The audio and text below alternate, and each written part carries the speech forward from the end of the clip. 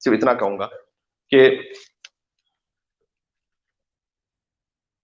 قرآن کریم میں، اب آپ کو بات بڑی عجیب سے لگے گی کہ میں ڈائریکٹ سیپریشن سے بات شروع کر رہا ہوں، یہ کیسے مولانا ہے، لیکن وقت نہیں ہے. اور دوسرا یہ کہ میں صرف اتنا کہنا چاہتا ہوں، جب حتیٰ یہ کہ اللہ سبحانہ و تعالیٰ نے طلاق اور سیپریشن کے آداب بیان کیے ہیں اخلاق کے ساتھ، تو زندگی گزارنے کے لیے کیسے آداب اور اخلاق ہونے چاہیے، ذرا غور فرمائیے گا.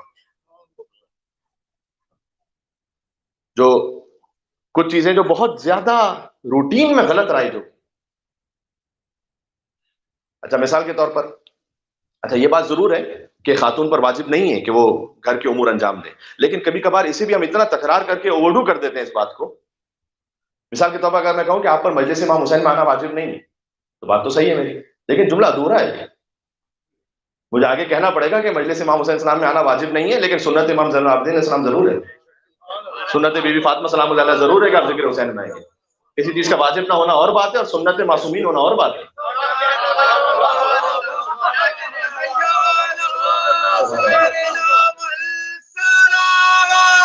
اللہم صل علی.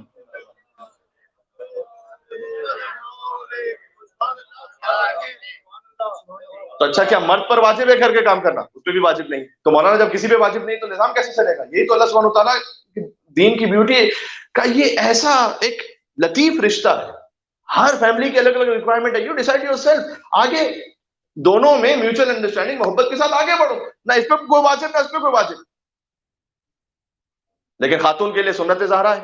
مولا علی علیہ السلام کی گواہی ہے کہ سیدہ اتنا پانی بھرا کرتی تھی مشکوں میں اور وہ لاتی تھی کہ ان کے استخوان درد کرنے لگتے تھے، اور اتنی روٹیاں بنائی انہوں نے کہ ان کے ہاتھوں پہ چھالے پڑ گئے، اور اتنی آگ روشن کی کھانا بنانے کے لیے کہ ان کے لباس سیاہ ہو گئے. دوسری طرف سے مرد کے لیے کہا گیا کہ اگر تم مددگار ہو تو مرد کا زوجہ کے لیے ہیلپ فل ہونا گھر میں یہ افضل صدقہ ہے. ایک حدیث ایک حدیث سے بڑھ کے آپ کو سناؤں. امام نے فرمایا کہ اللہ سبحانہ و تعالیٰ کسی مرد کو یہ توفیق ہی نہیں دیتا کہ وہ اپنے اہل و عیال کی خدمت کرے، مگر یہ کہ وہ مرد یا تو صدیق ہو یا شہید ہو یا اللہ نے اس کے لیے دنیا اور آخرت کے خیر کا ارادہ کر لیا.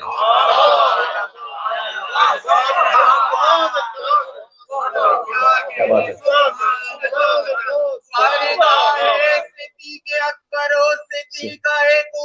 سبحان اللہ.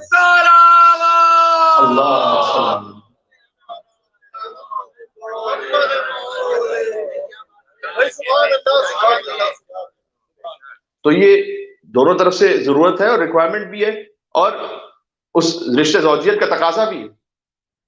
بات کو تھوڑا سا اور آگے بڑھائیے. مرد پر واجب ہے کہ وہ نان نفقہ دے گا. اچھا یہ جملہ پھر غلط ہے. یوزولی ہوتا ہے کہ مستورات کی جانب سے مائی منی از مائی منی، his money is also my منی. غلط. جب آپ بنیاد ٹیڑھی رکھتے ہیں نا پیار محبت میں ہی آگے سے، اس کے آگے ریپرکشن بہت خطرناک ہوتے ہیں. فرض کیجئے کہ وہ $100,000 جو ہے وہ کما رہا ہے سال کے، اور سوشو اکنامک آپ کے لیول کے اعتبار سے 30,000 نان نفقہ ہے سال کا، 70,000 اس کا ہے. بغیر اجازت کے استعمال نہیں ہو سکتا.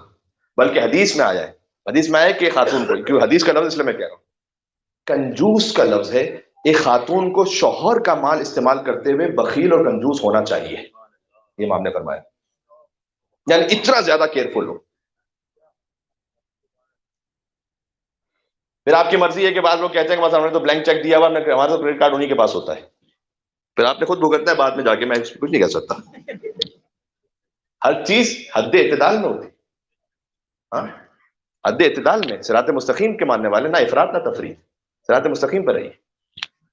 اور مثال کے طور پر نہ گھر کا سسٹم ایسا ہونا چاہیے کہ صرف شوہر کو خوش کرنا ہے، بس اس کا خیال ہے، باقی پورا گھر جائے مثلا جہنم میں. نہ یہ سلوگن صحیح ہے کہ ہیپی وائف ہیپی لائف.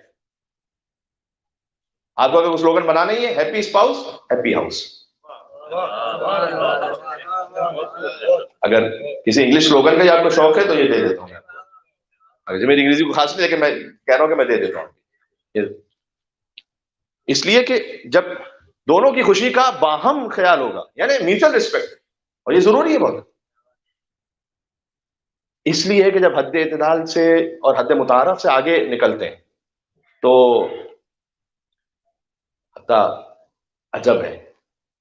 اسلام نے یہ کہا کہ اگر تمہارا، ویسے تو طلاق کے لیے آیت ہے لیکن میں اس کو کانفلکٹ کے لیے مثال بنا کے پڑھ رہا ہوں. سورہ بقرہ میں فرمایا کہ لا تنسوا الفضل بینکم. دیکھو تمہارا اپنے جو جھگڑا ہو رہا ہے نا، ایک دوسرے کا جو فضل ہے جو ایک دوسرے پر تم نے کیا ہوا ہے اس کو فراموش نہیں کرو. کچھ اس نے تمہارے ساتھ بھلائی کی ہے، کچھ آپ نے اس کے ساتھ بھلائی کی، ایک دوسرے کا جو فضل ہے اس کو نہیں بھلاؤ. لا تنسوا الفضل بینکم، آپس میں نہیں بھلاؤ کہ تم نے ایک دوسرے کے ساتھ کوئی بھلائیاں کی بھی ہیں. کتنا پریکٹیکل اللہ سبحانہ و تعالیٰ نے دستور دیے. پھر مثال کے طور پر سورہ نساء میں فرمایا کہ اگر کہیں تم اس حد تک پہنچ گئے، لیکن سب سے پہلی بات یہ کہ اگر کہیں کانفلکٹ ہوتا ہے ایٹ دا ویری بگننگ آپ کسی کو انوالو نہ کریں، خود حل کریں. لیکن ایک مرحلہ آتا ہے کہ شاید پھر جا کے بعد میں، کیونکہ قرآن نے یہ کہا کہ اگر تم سیپریشن تک تقریباً پہنچ چکے ہو تو حکمن من اہلی و حکمن من اہلہا، ایک تمہاری جانب سے ایسا حکم کہ جو جسٹ ہو لیکن ہو تمہاری طرف، ایک ان کی جانب سے کوئی ایسا حکم کہ جو جسٹ ہو لیکن ہو ان کی طرف.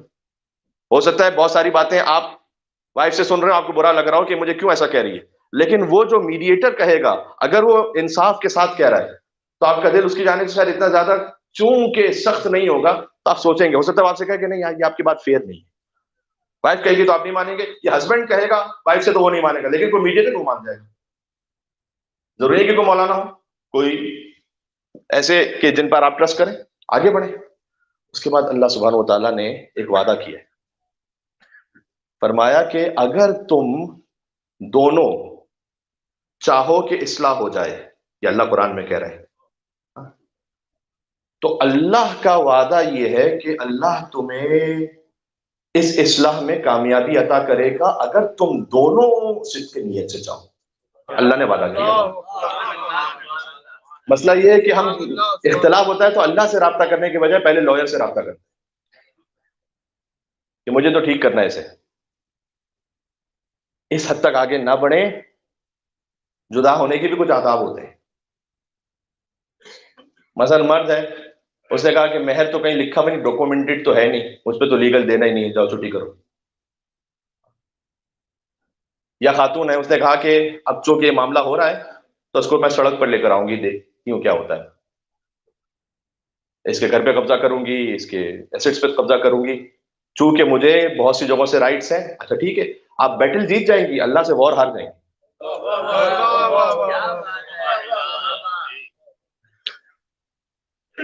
تو ڈاکومنٹڈ ہے یا نہیں ہے، آپ کا اللہ ہے یا نہیں، بینی و بین اللہ. جو بات ہے ہاں، اگر کسی کا گھر میں کوئی پروپوشن ہے، حق ہے، اس کا حق ہے.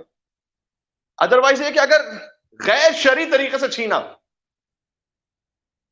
اس کے بعد پھر اس میں مجلس بھی ہوتی ہے. اللہ کا شکر ہے کہ اللہ نے مجھے کامیابی عطا کی، شکرانے کے طور پر ذکر امام ہو رہا ہے. اس کی مثال بالکل ویسی ہے.